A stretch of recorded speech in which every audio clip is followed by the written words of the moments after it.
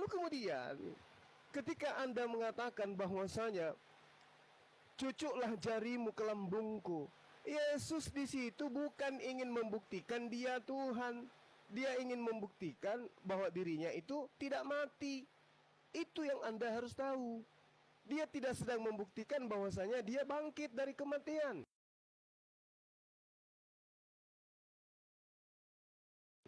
Tetapi dia membuktikan bahwa dirinya tidak mati. Ya.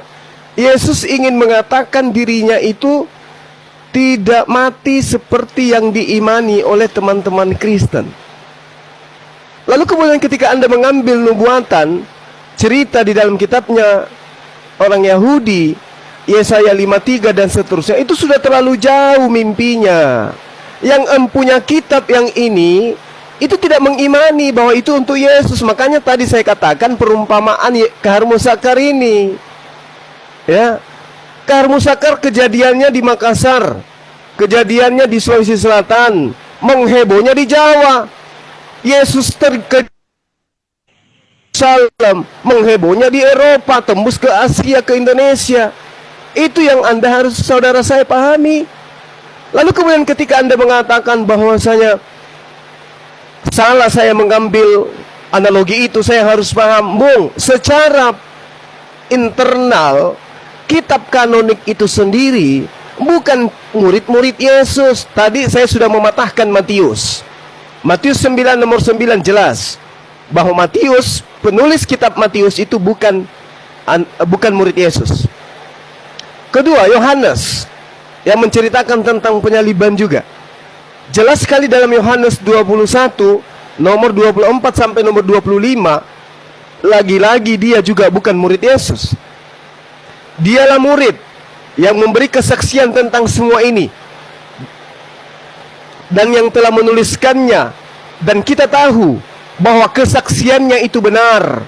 Masih banyak hal-hal lain yang diperbuat oleh Yesus, tetapi jikalau semuanya itu harus dituliskan satu persatu, maka agaknya dunia ini tidak dapat memuat semua kitab yang harus ditulis itu. Ini penulis kitab Yohanes sedang menarasikan bahwasanya dia menulis sesuai dengan kesaksian orang yang bernama Yohanes. Dan itu bukan dirinya, tetapi oknum lain. Itu gugur. Sudah 2. Markus bukan murid Yesus. 3. Lukas bukan murid Yesus. 4. Paulus bukan murid Yesus. 5. Semua penulis kitab saudara bukan saksi primer. Dia orang luar yang melakukan kemudian angket, penelitian tentang cerita-cerita yang ada. Lalu kemudian supaya kitabnya dianggap sebagai murid Yesus, maka dilabelilah kitab karangan Yohanes, kitab karangan Matius. Kan begitu. Tapi fakta di dalam narasi yang ada di dalam kitab saudara, jelas sekali dialah murid. Kalau Yohanes itu di dalam Yohanes 21 adalah penulis kitab murid Yesus, maka dia mengatakan, sayalah murid yang memberi kesaksian tentang semuanya ini, dan yang telah menuliskannya, dan kalian tahu bahwa kesaksianku itu benar. Tapi penulis kitab Yohanes tidak mengatakan itu. Justru penulis kitab Yohanes menceritakan tentang Yohanes anak Zebedeus, murid Yesus.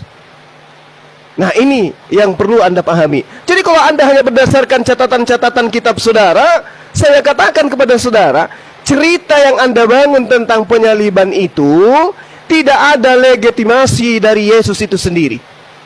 Makanya Al-Quran datang. Tidak ada legitimasi tentang penulisnya, bahwa Yesus kemudian bertemu dengan Lukas, bertemu dengan penulis kitab Yohanes, bertemu dengan penulis kitab Matius. Tidak ada. Yang ada kemudian Matius, Yohanes menceritakan Yesus bertemu dengan saksi, penulis bertemu dengan saksi-saksi. Penulis menceritakan tentang murid Yesus dan Yesus, bukan menceritakan penulis ketika dia bersama dengan Yesus. Itu yang perlu saya terangkan di sini. Kemudian di dalam kitab saudara sendiri dikatakan Yesus mengatakan dengan valid di dalam catatan Yohanes 19 nomor 30. Sesudah Yesus minum anggur asam itu, dia berkata, sudah selesai. Maka dia pun mati. Itu pengakuan Yohanes bahwa Yesus minum asam anggur. Sementara Matius menuliskan, Yesus itu berjanji, tetapi aku berkata kepadamu, mulai dari sekarang aku tidak akan minum lagi hasil pokok anggur ini sampai hari aku meminumnya, yaitu di kerajaan Bapa. Berarti Yesus di dalam Matius berjanji, bahkan bersumpah kalau bahasa kita, tidak akan lagi meminum anggur. Tetapi oknum sesaat sebelum mati di atas tiang salib minum anggur. Berarti yang disalib dengan yang berjanji tidak mau minum anggur itu berbeda oknumnya. Belum lagi kalau kita bercerita tentang siapa yang lari telanjang di belakang oknum yang ditangkap. Ada orang yang lari telanjang di belakang Yesus. Siapa dia?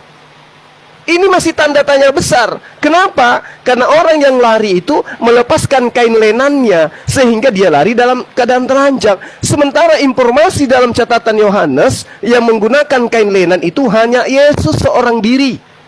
Yesus menggunakan kain lenan. Orang yang lari di belakang orang yang ditangkap, yang katanya konon ceritanya namanya Yesus, itu lari dengan melepaskan kain lenan. Berarti siapa oknum ini? Ini siapa oknum ini? Terus Al-Quran, sedikit lagi. Al-Quran mengatakan begini, saudaraku. Tentang pembunuhan itu, mereka berselisih pendapat tentangnya. Wa innal ladzina ikhtalafu fi, mereka berselisih paham tentang pendapat mereka. Siapa yang disalib ini? Ini Al-Quran yang menerangkan. Siapa yang mereka bunuh ini? Mereka tidak ada yakin betul-betul tentang bahwa itu adalah Nabi Isa atau itu adalah Yesus Kristus. Nggak ada keyakinan itu. Apa ada pembuktian dalam kitab saudara?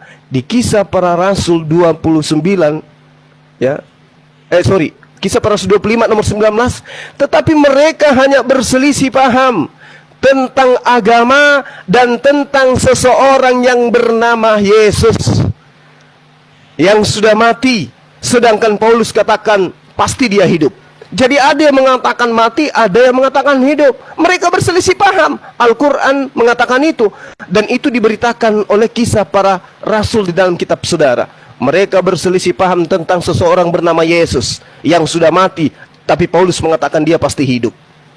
Ini bukti Al-Quran itu nggak bisa Anda bantah.